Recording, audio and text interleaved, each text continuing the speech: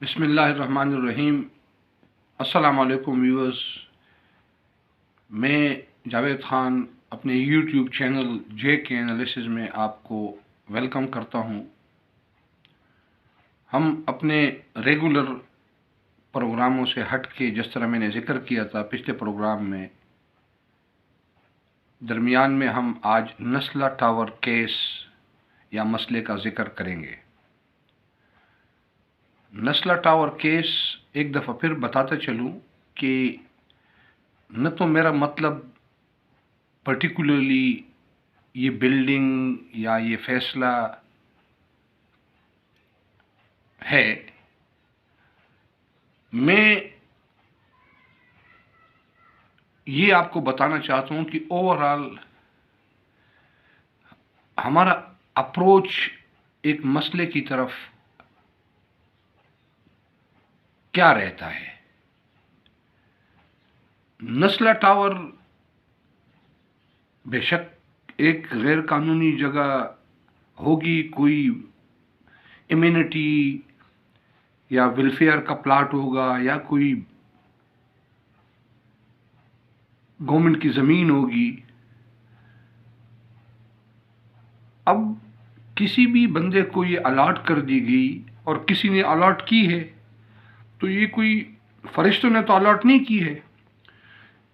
اس building کے کاغذ اگر نکالے جائیں تو یہ زمین کس نے الاٹ کی ہے، کس نے اس پہ NOCs جاری کیے ہیں؟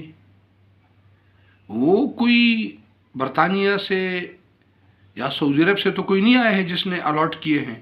یہی KDA ہے، KMC ہے، جو PSHS سوسائٹی کے ممبران ہوں گے، بلڈنگ کنٹرول اتھارٹی کے ایک آدھ بندہ ہوگا جس نے اس پہ سگنیچر کر کے اور اس بلڈر کو الاٹ کر کے اس کو اجازت دیے کہ آپ اس پہ بلڈنگ بنائیں۔ تو یہ سمپل مسئلہ ہے کہ جو اس شہر کا یا اس صوبے کا ذمہ دار بندہ کوئی بھی افسر ہے یا وزیر ہے، وہ ان کو بلائیں کہ ایون اگر وہ ریٹائر ہو چکے ہیں تو ان کو پکڑا جائے اور ان کی جو سزا متعین ہے ان کو سخت سے سخت سزا دی جائے، تو آئندہ پورے ملک میں اس طرح کی زمینوں کو یا پلاٹس کو جب کوئی الاٹ کرے گا تو سوچے گا۔ اب کئی سال تک سپریم کورٹ میں کیس چلا، بلڈنگ پتہ نہیں 20 سال پہلے بنی ہے، 25 سال پہلے بنی ہے، بلڈر کون تھا، کاغذوں میں تھا، اس نے پھر یہ پلاٹ کس نے الاٹ کیا تھا، اس نے کس کو بیچا ہے، کس نے یہ بلڈنگ بنائی ہے۔ اب لینے والے جو اندر فلیٹس کے مالکان ہیں وہ تو آگے ایک پروجیکٹ میں ان لوگوں نے دیکھ لیا، ان لوگوں نے اس کو بک کر کے ان کو مل گئے، پھر وہ کئی سال سے اس میں رہ رہے، 10 سال سے یا 12 سال سے وٹ ایور۔ اب کوئی جب فلیٹ لیتا ہے تو ان کے پاس تو سارے ڈاکومنٹس ہوتے ہیں، یہ بلڈر اور یہ جو یہ کام کرتے ہیں کنسٹرکشن والے۔ اب مجھے کیا پتہ ہے کہ بھئی یہ ان کے پاس تو سب چیزیں پوری ہوتی ہے۔ اب مجھے کیا پتہ ہے کہ بھئی یہ جو اس صاحب کے کاغذ ہے، یہ جو ہے نا اس نے غلط چیز کو صحیح کر کے اور یہ بنائے ہیں۔ اس میں ان بیچاروں کا کوئی قصور نہ تھا اور نہ ہے، جو اندر فلیٹ کے مالکان یا رہائشی تھے۔ اس میں پورا کا پورا جو قصوروار تھے وہ لوگ تھے جن لوگوں نے اس زمین کے ٹکڑے کو، جو شاید رہائشی مقصد کے لیے نہیں تھا اور یہ کوئی گورنمنٹ کا یا رہائش یا فلاحی یا ایمینٹی پلاٹ وغیرہ تھا، اور اس کو غلط طریقے سے الاٹ کر کے اس پہ یہ کنسٹرکشن کسی نے کر دی۔ مطلب وہی ونس اگین میرا مطلب یہ ہے کہ ہمارے اپروچ کو دیکھیں، سپریم کورٹ کو مداخلت کرنا پڑی اور اس سپریم کورٹ نے فیصلہ سنایا. یہ کیس سپریم کورٹ یا سٹی کورٹ یا کسی بھی کورٹ میں جانے کا ہے ہی نہیں. یہ سیدھا سادہ دفتر میں ان ذمہ داران کو بلایا جائے اور ان کو اسٹریٹ اوے ان پہ پرچے کیا جائے اور ان کو اندر کر دیا جائے چند سالوں کے لیے.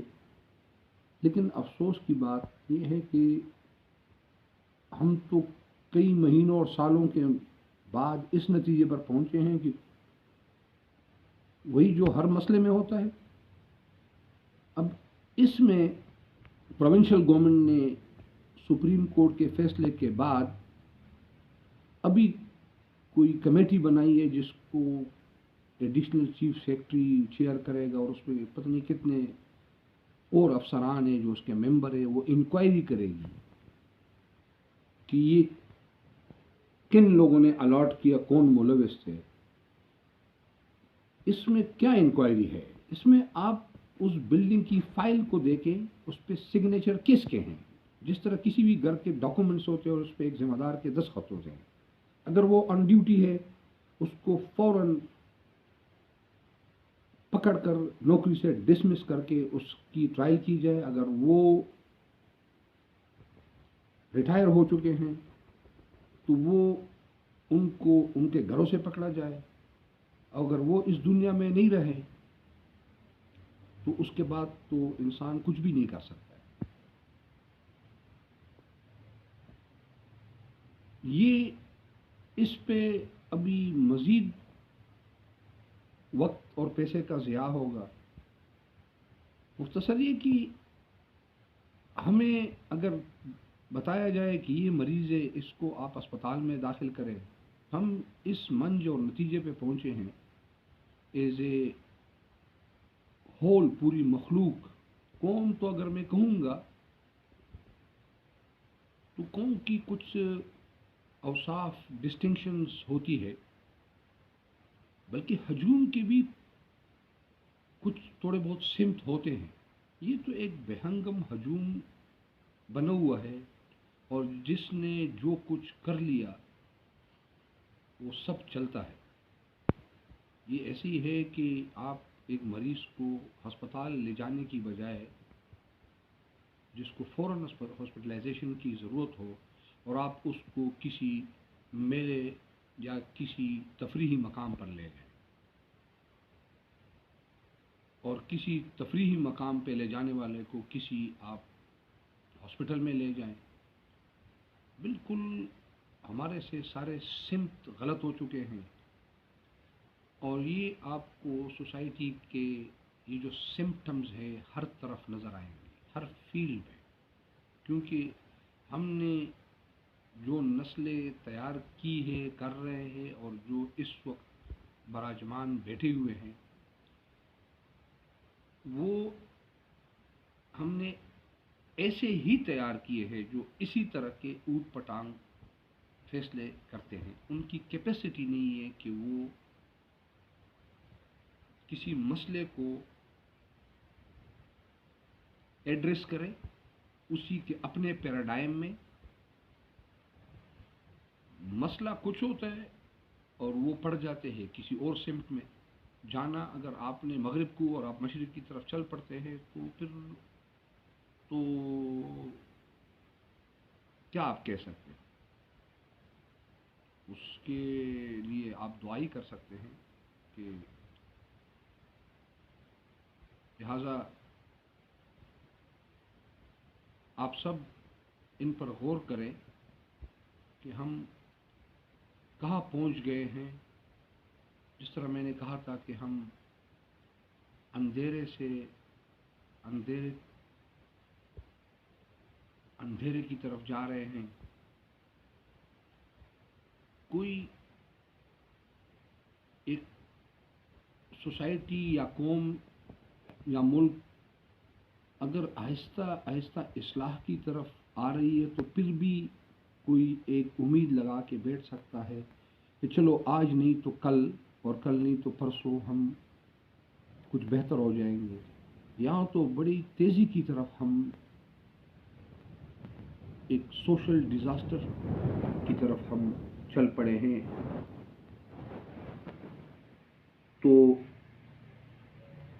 اللہ ہمیں ہدایت دیں اور ہمیں صحیح راستے پر باقی تمام اقوام کی طرح گامزن رکھیں.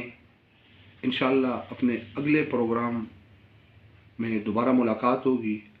تب تک اپنا خیال رکھیں. اللہ حافظ.